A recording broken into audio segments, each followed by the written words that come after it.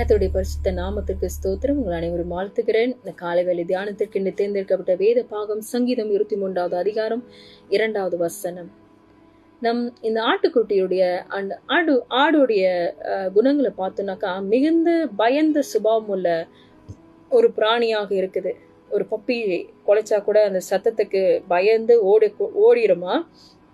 அது மட்டும் இல்ல, இந்த ராஃபான தண்ணி குடிக்க போயிருச்சுனாக்கா அந்த சத்தத்தை கேட்டு கூட அது ஓடிடுமா. அழுதுனாக்கா தண்ணி குடிக்கிற பொழுது தண்ணிக்குள்ள விழுந்துருச்சுன்னா நம்மளுக்கு தெரியும், இந்த ஆடுடைய முடி அது ஒரு பஞ்சு மாதிரி இருக்கும்.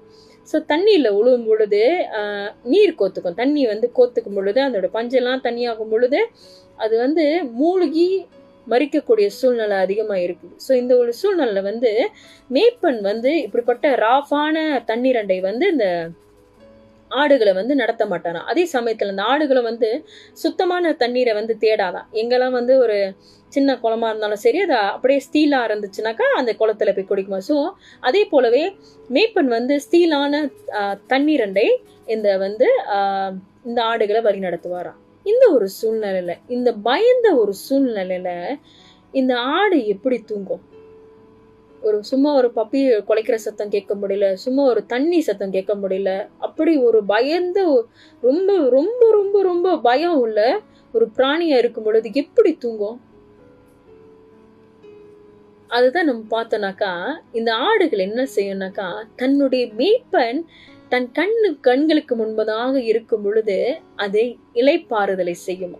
அது கீழே படுக்குமா, புல்லுள்ள இடங்களில அது படுக்குமா. எப்பனா இந்த மேய்ப்பனை தன்னுடைய கண்களுக்கு முன்பதாக அது பார்த்து கொண்டே இருக்கும் பொழுது அது அந்த இடத்துல அது படுக்குமா. எனக்கா அந்த சக்கியோவான ஒரு ஃபீலிங், நம்மளுடைய மேய்ப்பன் நம்மளுக்கு இருக்கிறாரு, அவருக்கு எல்லாத்தையும் பார்த்து கொள்வார் என்று சொல்லி அந்த ஒரு ஃபீலிங்ல அது தூங்கும் என்று சொல்லி நம்ம பார்க்கலாம். அது மட்டும் இல்ல, இன்றைக்கு வேதத்தில் வாசிக்கும் பொழுது தாவீதுடைய வாழ்க்கையை நம்ம பார்த்தோம்னாக்கா, அவருடைய ஃபேமிலி ஒரு டிஸ்ஃபங்க்ஷன் உள்ள ஃபேமிலி. தன்னுடைய அண்ணன் தம்பிங்க, தன்னுடைய தகப்பன், அந்த ஃபேமிலியை கொஞ்சம் நம்மளால புரிஞ்சு கொள்ள முடியாது, எப்படிப்பட்ட கேரக்டர் உள்ள ஃபேமிலி. சரிங்களா?